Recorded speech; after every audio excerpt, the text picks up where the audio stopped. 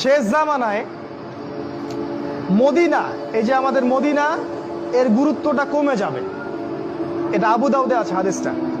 মদিনার গুরুত্ব কমে যাবে, মানুষ মদিনাকে অতটা মূল্যায়ন করবে না।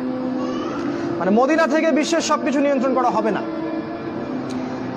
তখন জেরুজালেমের গুরুত্ব বেড়ে যাবে। ওই ইসরায়েল যেটা দখল করে রাখছে ফিলিস্তিনে, ওর গুরুত্ব পৃথিবীতে বেড়ে যাবে। দেখবেন আজকের বিশ্বের সবকিছু ওইখান থেকে নিয়ন্ত্রিত হয়।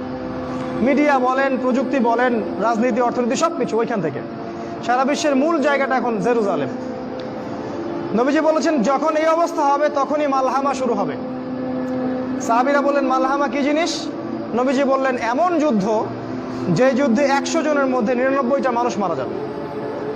100 জনের মধ্যে 99টা সৈন্য মারা যাবে। এবং এই যুদ্ধটা হবে ইউফ্রেটিস বা ইরাকের ফোরাত নদীর সোনার পাহাড়কে কেন্দ্র করে। এটা সামনে হতে যাচ্ছে।